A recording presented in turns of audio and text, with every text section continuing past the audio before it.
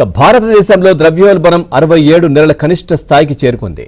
మార్చి 2025లో retail ద్రవ్యోల్బణం 3.34% తగ్గింది.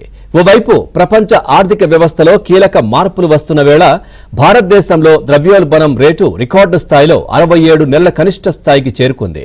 ఈ క్రమంలో మార్చి 2025లో రిటైల్ ద్రవ్యోల్బణం 3.34%గా నమోదైంది. ఇది అనేక మంది సాధారణ ప్రజలకు ఉపశమనం కలిగించే విషయమని చెప్పవచ్చు. ఇదే సమయంలో ఆహార పదార్థాల ధరలు కూడా తగ్గడం కూడా దేశంలో ద్రవ్యోల్బణం క్రమంగా తగ్గడానికి ప్రభావితం అయినట్లు తెలుస్తా ఉంది. ఈ పరిణామాలతో భారత రిజర్వ్ బ్యాంక్ ద్రవ్య విధానాన్ని సమీక్షించుకుంటూ తదుపరి వడ్డీ రేట్లపై నిర్ణయం తీసుకునే అవకాశం ఉందని నిపుణులు చెబుతున్నారు.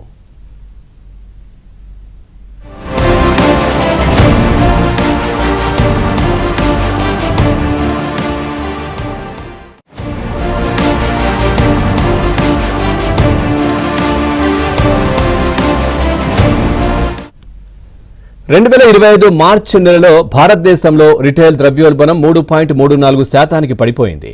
ఇది గత 67 నెలల్లోనే కనిష్ట స్థాయికి చేరింది. ఫిబ్రవరిలో 3.61%గా ఉన్న ద్రవ్యోల్బణం మార్చిలో 3.34%కి చేరుకుంది.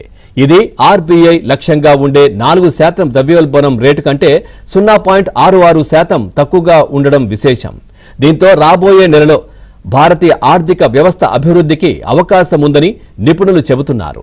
ద్రవ్యోల్బణం తగ్గడం వల్ల ప్రజలకు రాబోయే సమయంలో మరింత ఆర్థిక ఉపశమనం కలగనుంది.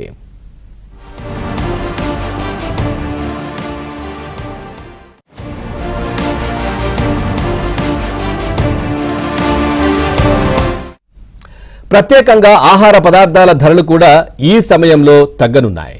ఇక ఫిబ్రవరి 2025లో ఆహార ద్రవ్యోల్బణం 3.75% ఉండగా మార్చిలో 2.69%కి పడిపోయింది. ఇది ప్రజలకు అనుకూలంగా మారుతూ వారి ఖర్చులపై పెద్ద మొత్తంగా ప్రభావం చూపిస్తుంది. ఆహార ధరలు తగ్గినట్లయితే సామాన్య ప్రజల జీవన ప్రమాణాలు మెరుగుపడతాయి.